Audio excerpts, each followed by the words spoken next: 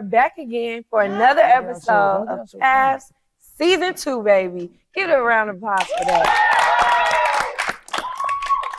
You know, they didn't want us to be here, but we made it. God did. I don't know if we can get that one. I'm just kidding. God really did. So we are so excited to be back on the set of Paths Season 2. Here, our special guest today is Ivan Gaskin, walking into the classroom, writer, speaking, and performing. Y'all give it a round of applause for him. You. I appreciate that. So this is going to be a different experience. Okay. I need to warn you in advance. All right. Normally, you get on a talk show, you just talking about your accomplishments, how you're a writer, speaker, and performer, how you're acting, how you have a book, 2 books, property, real estate, etc. But today, we just want to know who you are. So who are you separate from what you do? Man, by the grace of God, right? Okay. I am an element of my creator. What does that mean? I mean, I'm a brother, I'm a son, I'm all of those things. However, ultimately, I feel like my job, right, and that is kind of getting back to what you do, but you're a piece of God. I think that reflection is love, right? When you talk about the word of the day is love, I believe that I'm a piece of God, you're a piece of God, and collectively, we're all just trying to experience the Most High in a positive way all day, every day. So when you say, what am I? A child of the Lord, child of God. I love it. And then I love how you did the shameless plug. You was like, and the word of the day is love. And I touched my shirt. What's the tea? Where did this come from?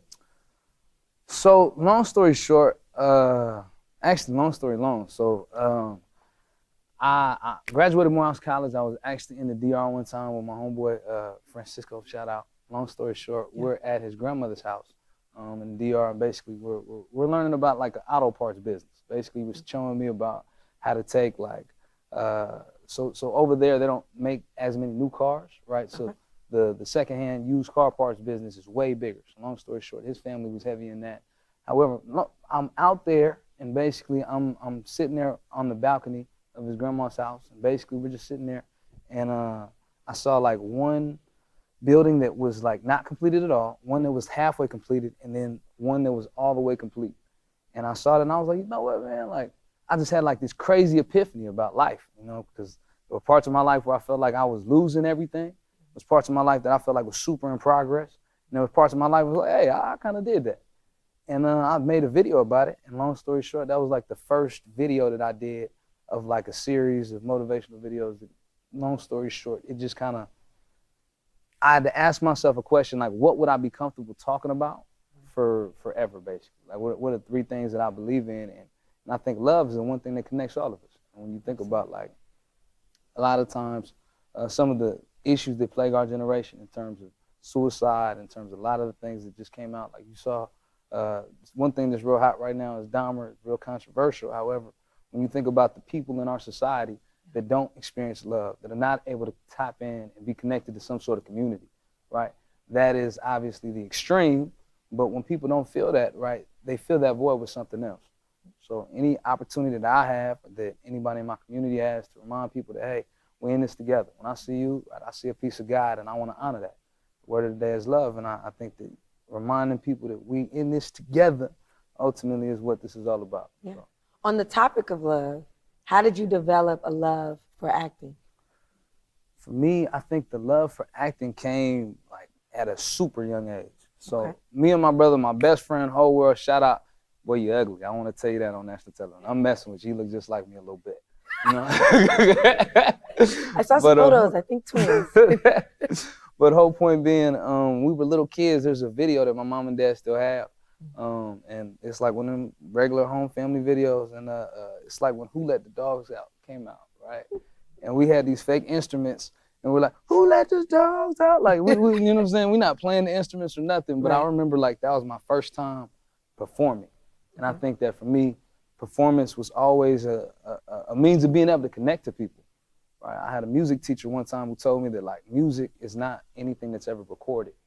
And I think that always stuck with me because performance, acting, music, all of these different things for me, it's the moment that you're able to create with people in the room or people in the space. And it's like, how can you guys connect differently? Like what emotions can you tie into whatever that is? So to answer the question, It was with my brother on home family video to Who Let the Dogs Out at like little kids. Like I don't know. VHS. Like diapers. You know what I'm saying? Like so whole point being that's where I feel like I first knew that I wanted to become a performer.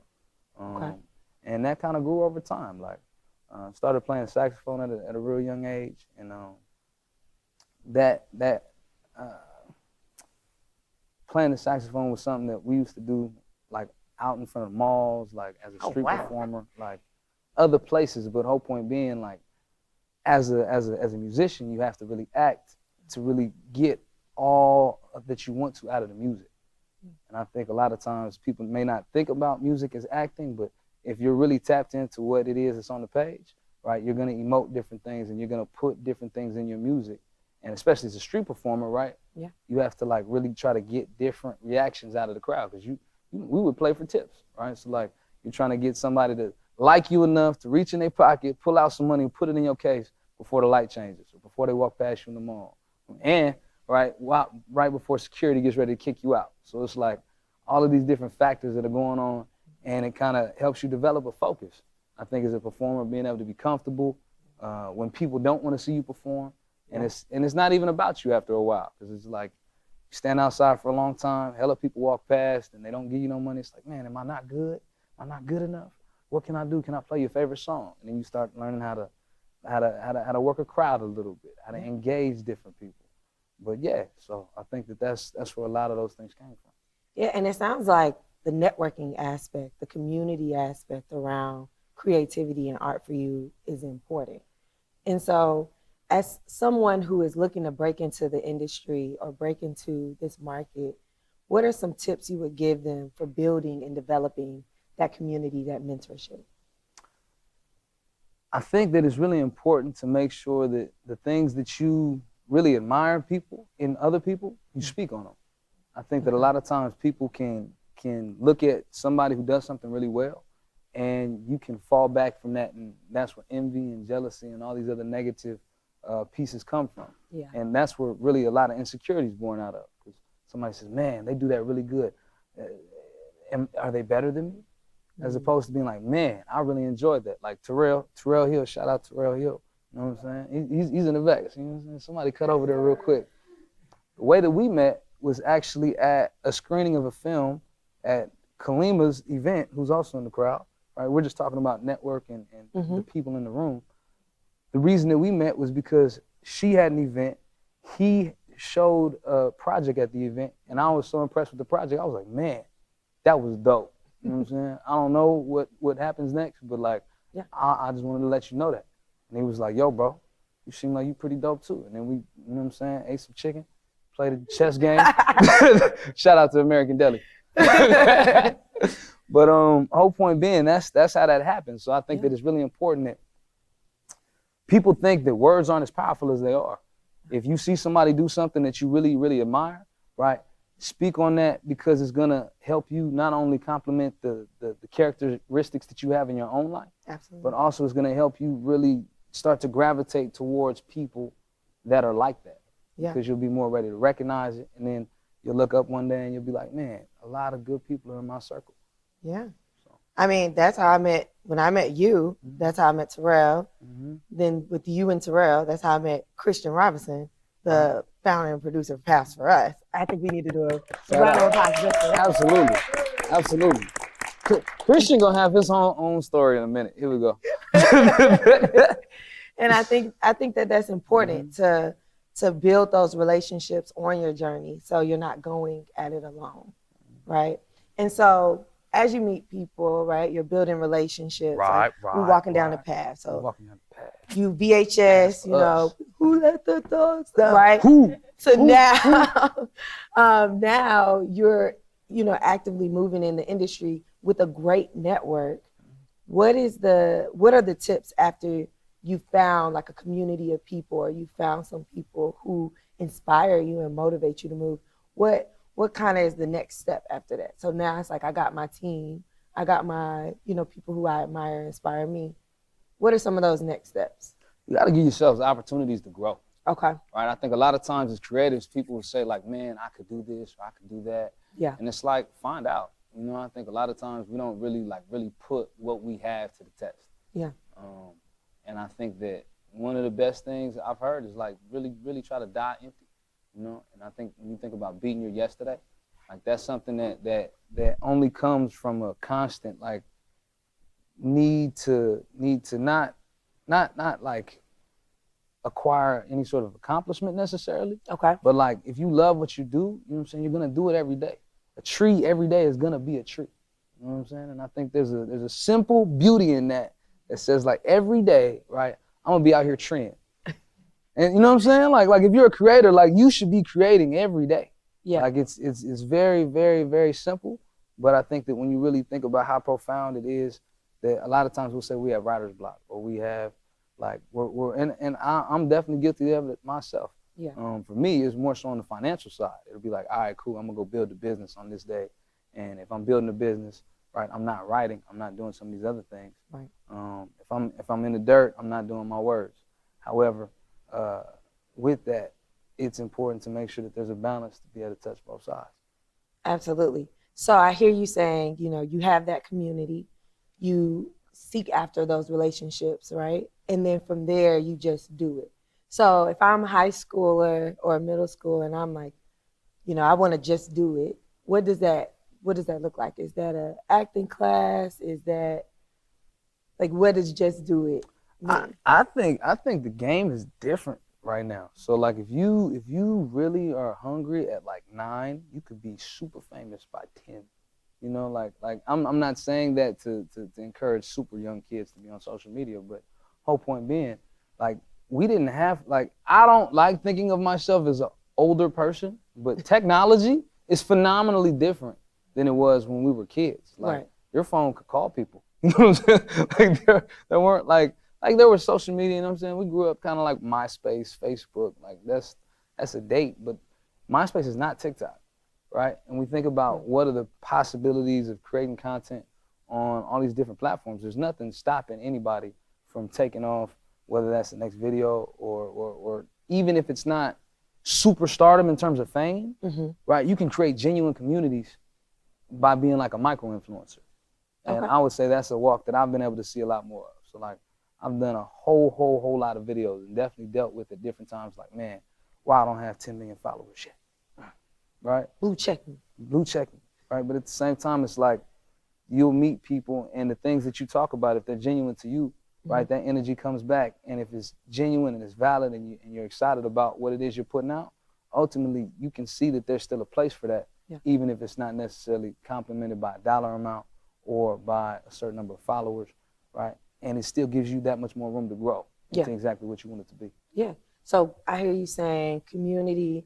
I hear you saying literally just doing it, right? And then a part of just doing it is creating a social media presence or a presence on a platform. So it doesn't have to be limited to social media. I'm saying social media is a very, very easy platform to get on. Right. But I'm saying like right now, shot it on my iPhone. You can shoot high quality content, no sound department, no XYZ, right? You can go out and say, hey, look, you say this after this, and you say that, and you can go out there guerrilla style and actually get some things done. Yeah. Now, once again, I'm not encouraging people not to learn the art form or to take the time to really explore, but definitely don't miss the time that we're in. I think most people like think that like it's hard to do. Like right now is the easiest time in the history of the world to get rich.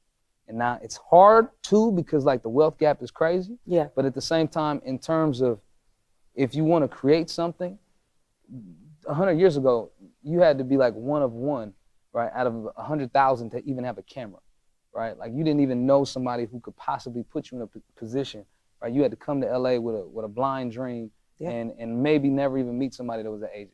Right now, you can learn everything you want to learn on Paths for Us, right? Shout out.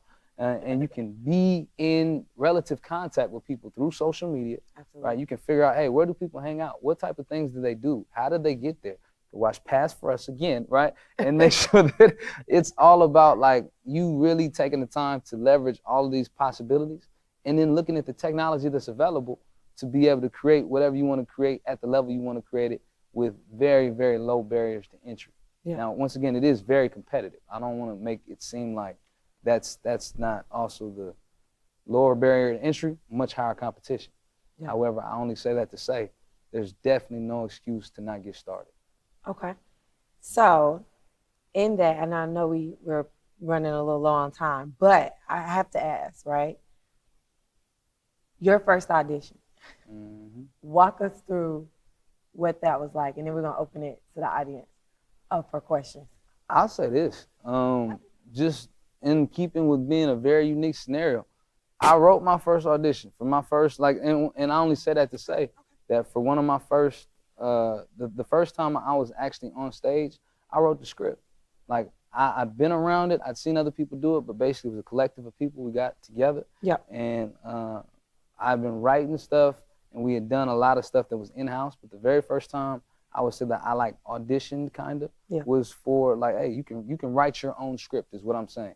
You can write your own part, you can play your own part, and once again, my first audition for other people, that was a whole different experience. Yeah. But the whole point being, I don't want anybody to not know that, hey, you don't have to wait on an opportunity. You don't have to wait on somebody else to greenlight you. You can write your own script. You can invite the people that you know, and that's how you can maybe get your start. Yeah. Because, I mean, you're writing shows right now. That's a piece of it. That's a piece of it. You're executive producing shows right now. This is You have a network right now. You said shout out to the everybody. An entire production team. Like, Yeah. I just Shout out to the everybody. shout out. We are doing these things. We are doing these things. Oh, so it's not a rumor. Look, No, it's a lot of weeds. It's a lot of weeds. it's a lot of weeds. It's a lot of weeds. In that first audition moment, right, where you book something, talk us through that feeling. Like, what do you do with that momentum? I think that the biggest thing is really being humble enough to say that, hey, somebody had an idea of something in their head. Absolutely. And they said, hey, I trust you to bring it to life.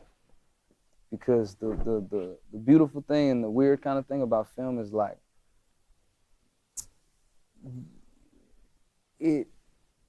it has to translate. Like, there's so many different people and things that have to come together to make a quality project. Right. Right now, you guys see this, but you don't see the 15 people in the background and the 15 days that it took to get all these people in the room to do their separate job. And for a lot of these people, it's like you can't just take this guy and do their job. Like, these are very specialized, highly trained professionals with state-of-the-art equipment doing one thing, right? And they have to be all in unison. And I think that when you think about it as an actor, people have spent money, people have spent time, and ultimately your creativity, somebody's dream is invested in what it is you have to bring to the table. So I think that level of humility to say, hey, look, man, they picked me. I'm going to give y'all over and above what it is that this role requires. Yeah. And you're in front and behind the camera. So what do you feel like is one perspective you've developed after being in both of those spaces? I think the biggest thing is that a lot of times people will think that because you have a day job or because you have a business or because you have other things, you can't really still exercise their creative talents. Okay. So like for me, I definitely worked a corporate job for a long time. Ended up leaving that job to go build a business that was outside of what a lot of people would consider to be creativity. Yeah. Whole point being, you can still do the things that make you come alive as a creative, but also be an entrepreneur, also go do whatever it is you need to do until you get to the point to where if that's what you want to do, you can do that full time. Absolutely. Yeah. And I know I was like, we only have a few more minutes and I had one question, but that turned into 3. And that's just because we needed more. We needed more. And I feel like the audience needs more. I think we have a question in the audience. So how do you battle self-doubt? Times where you feel like giving up, times where you feel like throwing in the towel. How do you battle that self-doubt to keep going? So, great question, first of all. I think it's important to become a professional you. And what I mean by that is like be very, very intentional about everything that you control. Meaning your mind, you control what you wake up to, you control what you go to sleep to, you control what your space looks like. Like to me, when I walk in people's houses and like there's nothing on the wall, it blows my mind. Right? I don't understand it. And once again, this is not to judge anybody, but like I have gone to different phases of my life. There's so much stuff on my wall that inspires me every day. It's like I go to sleep looking at everybody from like Malcolm X to like Marshawn Lynch to Bob Marley to, you know what I'm saying? Like these are all, for whatever reason, my different heroes in life, and even if they just had a heroic moment, you know what I'm saying? Like, I have the Beastquake on my wall, right? So like when I think about that, like to me, and for you, those of y'all that don't know, it's a legendary run, look it up. Whole point being, when you have moments of people achieving their selves at the highest level, right? It becomes hard not to believe that God also blessed you with a gift. And when you think about like, what am I doubting? Am I doubting me, or am I doubting what God put in me? And I think that you can get to a place to where if you allow your faith to guide enough of your life, you're doubting God more than you're doubting you. You didn't make you. You know what I'm saying? Like, you didn't wake you up this morning. You didn't make sure that your heart's beating. Like if you had to control a body, you had no idea how to do that. Like you just do stuff, right? And God does the rest. So just do stuff and let God do the rest. Yeah. Yeah. No, I think that is great. And I think I hear you saying like the environment, right? Just being intentional about your space. And real quick, they make this stuff called whiteboard paint. I'm 100% for it. Transform your space.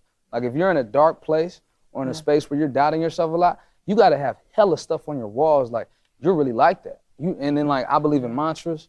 I say that kind of stuff to myself. I believe in mirrors because you got to talk to yourself. Like above my bed for a long time, I had something that said, "Did you get better today?" Like, how you gonna go to sleep with something above your bed talking about, "Did you get better today?" And you know in your mind you didn't. You know what I'm saying? You better roll over and do a push-up. You're like, I'm gonna put something on the table. You know what I'm saying? I think the biggest thing is like, if you beat your yesterday every day, a year goes by, right? If you can get 1% better all the time, just beating your yesterday a little bit, you transform. Because I think a lot of people think about like accomplishments, big moments. It's not that. It's like, what are your habits? Like, what is your trajectory? What are you could be moving super slow, right? You can't watch a tree grow. The trees are huge. You know what I'm saying? I like trees. I like outside stuff. It was a nature theme there. I saw it. You know what I'm saying? So God did. Yep. We're gonna supernatural now and go right onto the crowd.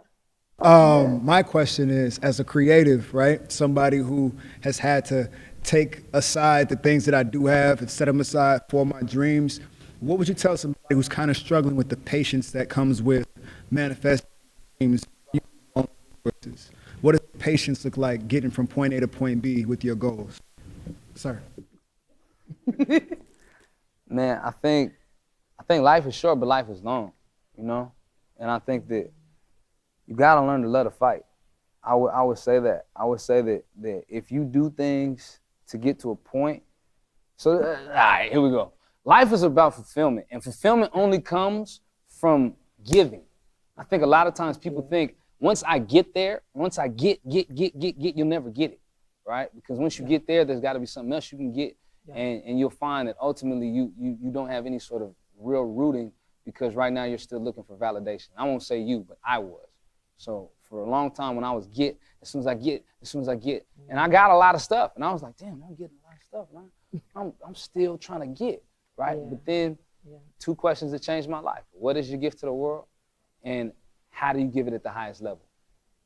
And I think when you think about everyday giving, like the tree, you know what I'm saying? Right? Trees don't kill themselves. They're not depressed, right? They do what they're supposed to do every day. They fulfill their definition. They fulfill their God-given purpose. And when you think about, not to make it overly simplified, this is not like an altered conversation. Whole point is that when you think about, man, I'm not getting the things that I want, I'm feeling like I'm basically getting passed over. God is not seeing me. I'm having a hard time being patient. Do something that, like give something from a different place. And I think that when you can create an honesty or a level of truth within whatever your gift is, you're gonna find that that's ultimately all that's gonna make you happy anyway. Most of the time you wanna get all this stuff. Why? So you can be seen, right?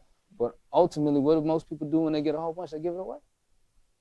So you can skip the middle part. You can just give what you have today, and then your life will continue to change. And the people who I've seen be the most successful are not the people, like, you don't remember the richest dude in 1960, right? When you think about the 60s, you think about Dr. King. Why? Because he gave his life for what he believed in.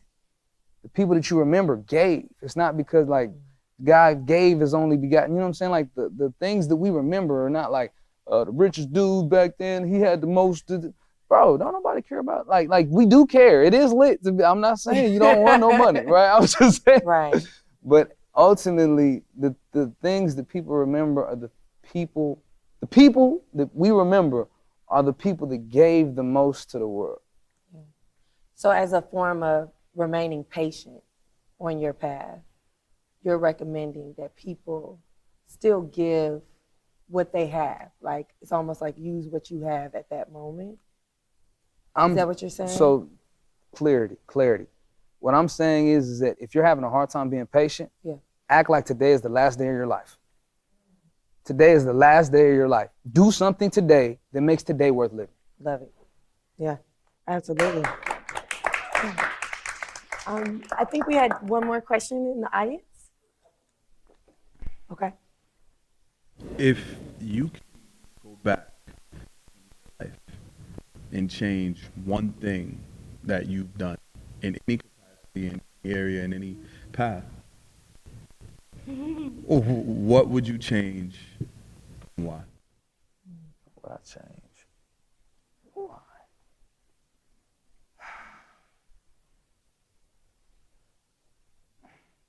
I'm gonna commit to it. I wouldn't change a thing, and the reason I have to answer your question is like this. I firmly don't believe in even entertaining questions that don't feed me in life. So what I'm saying to you is like, I understand what you're saying, and I don't want to like disregard the question, but I believe this as like a response. I truly believe this. Do not spend any time thinking about your past. I've spent a lot of time like, man, if I had went back and I had done this at this time, right? And I can't do nothing about that. So in this moment, if anybody feels like there's something that you would have changed, you can't, right? What you can change is right here and right now. And what I would challenge everybody to change first is the story you tell yourself about whatever happened to you that you would have changed. So I only say that to say, like, once again, thank you for the question. I respect the question, but I'm fully committed to in who I am today, the things in my past that I learned from them, but the past is the past is the past, and there's nothing that you can even, not you, but in my mind, I firmly don't believe in anything that does not feed me. And I think that when I look at past doubts or past regrets or any of those things, everything you can look at, there's a Chinese proverb that says tragedy is an opportunity, right?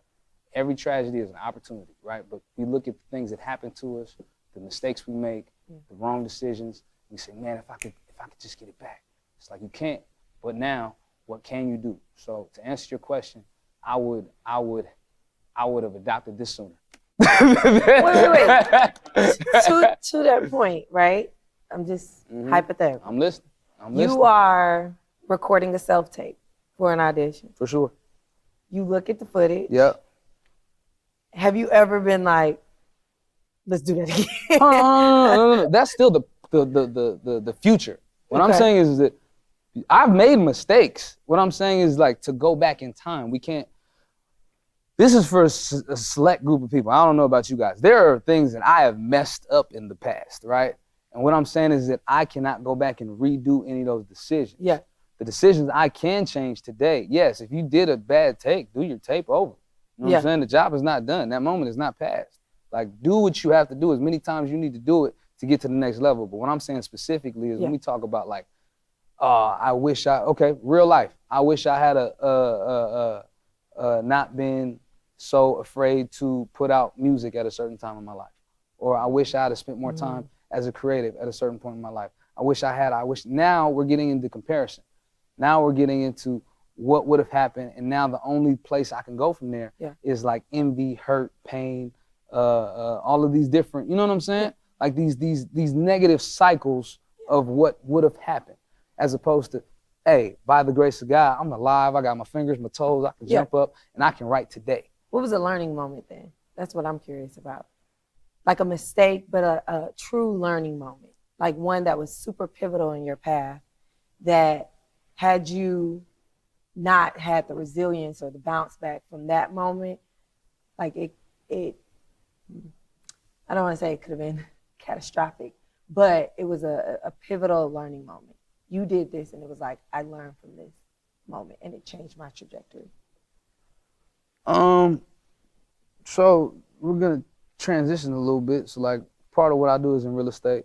Long story short, I've taken quite a few fairly large bets and been able to build a decent sized business. I do affordable housing. I believe that that's also artistry, right? So to all my entrepreneurs, y'all are artists too. Y'all are just helping create communities in different ways. Right. It's all through the medium there, service. To answer your question directly, there's a situation right now, right? So long story short, it's this apartment building, 12 units. I got in a car accident and I took the insurance check to put it down as a down payment on the apartment building, right? So I was driving my grandma's car, right?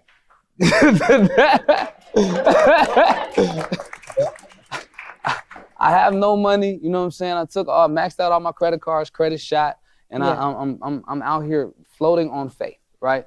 Like just Floating like on faith. You know what I'm saying? Like, hey, y'all ever drove a car that you knew you shouldn't have been driving? It's been out of gas. You know what I'm saying? And it gets real quiet. You be like, yeah, I'm out of gas, right? That's how I'm out of gas. Maybe I can roll, right? Like everything gets quiet. I'm at that point in life, right? And by the grace of God, well, then the pandemic happened, right? So I'm already floating, broke, right? And then the pandemic happens, so now the world shuts down, can't get a whole bunch of stuff done. The city shuts down. There's all these things that are happening, and I finally be able to get that building going. Long story short, after the building gets going, I lease up to terrible tenants because it's the middle of the pandemic. People start trapping out the building. I have a whole back and forth. Real crazy stuff is going on. We're going to fast forward past that, right? We get it to the point that it is the most beautiful this building has ever been. Ever been, right? We got regular trash pickup. The outside looks nice. It's birds chirping, right? And this went from a major trap, like a 12-unit apartment trap, to a great place where families have good dirt day and community stuff. And then one tenant got mad at another tenant. This is last week. This is real life, right? And lights a box on fire in the middle of the living room. In the middle of the living room. So burns the entire top half of the building. This is someplace where I done spent a lot of time, you know what I'm saying? So like I don't do my own work, but I do some of the own work on the building. Terrell been there, Christian been there, you've been there. These are places that like actual work is gone, you know what I'm saying? And this is the stuff that you put time in to not put into like creativity. You say, all right, I'm gonna go make this bread right quick. I'm gonna go do this, that, and the third, right? And somebody in like 30 minutes burns like 2 years worth of work. You know what I'm saying? And in that moment, I'm sick. You know what I'm saying? Like I've come a long way in terms of how to manage emotions, right? I forgot all of that at that time, right? You said, if I see him, you know what I'm saying? Like that whole like the dog then came back out. You know what I'm saying? It's bad. I have to walk away from people. I shouldn't be around nobody right now. And in that moment, right? You're hurt, you're mad, you don't know what to do. Right. And it's like,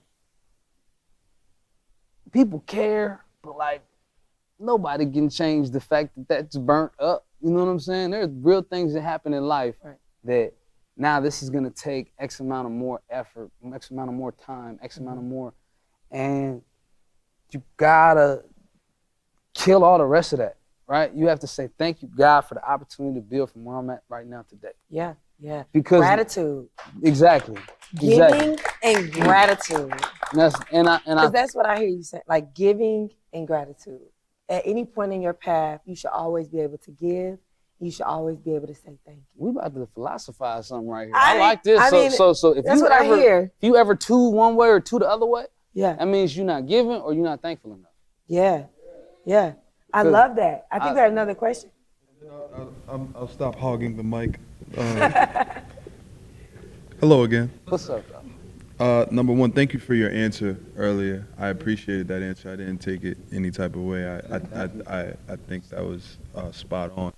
I have a follow-up question. You struck me as an ambitious man. A little bit. You have vision, For sure. right, for everybody.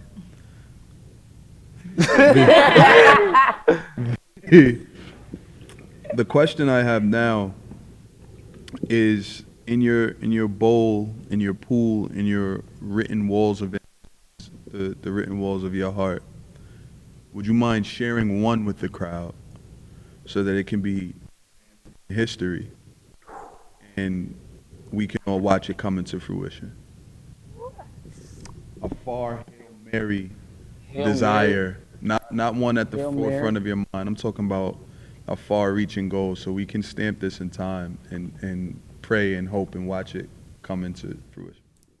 I'ma say this. It don't really like make sense in English, but I want to be the goodest spreader of love in the history of the world. Wow. I wanna create a crazy big community of people that come together to create, to grow, and to become their highest selves. I don't know exactly what that looks like. I don't know what you call that, but when they walk past the grave or the ashes or whatever, or maybe when they look at trees, you know what I'm saying? They be like, man, there was a dude and he was pretty lit. He brought a lot of people together, and all them people came together and got better. That was like that. He was like that. So I would say like to do that with like a billion people.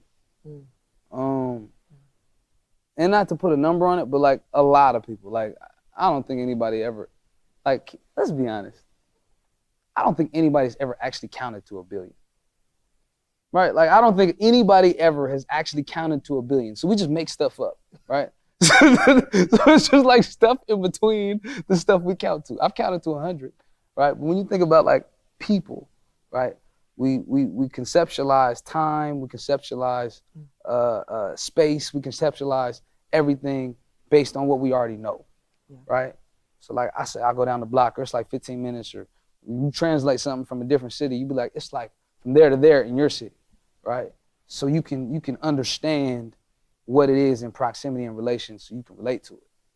But when I say 1 billion, that might be like maybe 1 billion, maybe not. It's just like a lot, like a hell of people. So I want to make a whole bunch, like a billion, like 1 billion people answer the question, what's their gift, and how do they give it at the highest level? Yeah. The greatest spreader of love. I think I said goodest. Goodest? The goodest spreader of love. I said it didn't make sense in English. No, it makes perfect sense. And I feel like you gave love on this stage today, on this set, and I feel like we should spread love to you. Okay, but we got one more question before the love gets around. Really quickly, you mentioned earlier your innate desires to be who you are today, right? Like it was kind of early on. What advice would you give to the youth or children who they don't really they just kind of being a kid, you know, they don't have those internal desires and they don't really know what they want to do? Like, let me be very clear. I just told you I want to be the goodest spreader. Like, what does that mean? You know what I'm saying? Like, I'm going to leave here and go home and be like, what did you tell them people? You said this on camera? I'm telling you, bro, like, you don't have to know what you want to do. Like, I would encourage you to kind of know what you want to do. Like, really, I would say this. Don't make it about, like, a title. Don't make it about a profession or especially a major. Like college, man. Let me take 30 seconds on college. No. You guys can absolutely waste a large part of your life trying to fit inside of what college can try to make you. Yeah. If you say, hey, I'm a this major and I have to go into this profession, and now you're just fitting all through life trying to climb through this little box, right? This little hole that they said, you can do this. And it's like, yeah, but the people who made the program didn't do that. You know what I'm saying? Think about it. The person who made whatever program couldn't have graduated from it. So like, if you think about it, right, like whatever I would encourage everybody to meditate on 2 questions. What is your gift to the world? And how do you give it at the highest level? So it's not about necessarily like, I want to be an architect or a TikToker. Please, like, shout out to TikTokers, but we need some engineers.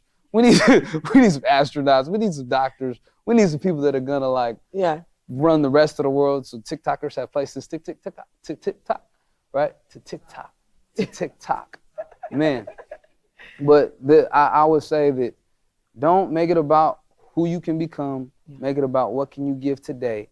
And I think that if you, and also be meticulous. When I say like be a professional, most people don't take enough notes. Like you'll take notes on class, but you don't take notes on you. Mm-hmm. That doesn't make sense. Like I have something, and now I'm giving y'all the game. All right. So here we go. Okay, I'm giving y'all the game quickly. Long story short, I got this thing, right? And basically every day, it's like, did you work out? Did you read? Did you write? What did you learn? What are the 3 things? And it's like quotes, right? Or thoughts. And like, you should keep them and honestly, like people used to keep journals, like Anne Frank and, you know what I'm saying? All them people we read. Diary of Anne Frank. You know what I'm saying? That's a big deal. But like, we got Excel now. You know what I'm saying? Like, like you should be able to go see exactly what you was thinking about on October 31st, 2018, right? And obviously it doesn't have to be a book that you write every day, but you can say, man, I've been struggling with this same issue for a year. The same thought has been at the forefront of my mind for a year. Why can I not get past this? Now you can assess who you are on a minute level. Like great businesses, planes, like when I say a plane, like anything that's complex, like your life or you, right, has to be understood as much as possible. Like you don't just end up in the sky, right? Some dude measured everything in a plane hella times, right, right, to make sure that happens. So when you think about, I want to fly, right, you should know enough about yourself to know that your wings are the same size. You know what I'm saying? Yeah. So with that being said, We're going to fly right in. I think I'm gone. Hey, real quick. Oh, can we end it on the love? Hey, y'all, I'm going to say, what's the word of the day? And y'all just got to scream love. All right. Hey, y'all, what's the word of the day? Love! We out of there. Thank you so much. Well, that's a wrap. You heard it from Ivan Gaskin. Thank you so much for being on the show. We really appreciate a moment of your time. Drink water. Thank y'all.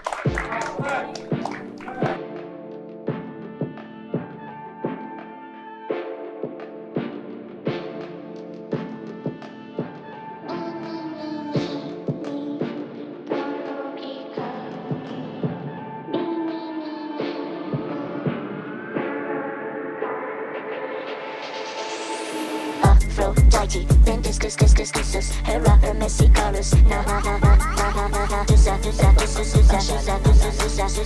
become business. I love Afro-Tighty, then this, her rapper, messy colors, never become business. I love it when you couscous, love it when you couscous, love it when you couscous, couscous. Love it,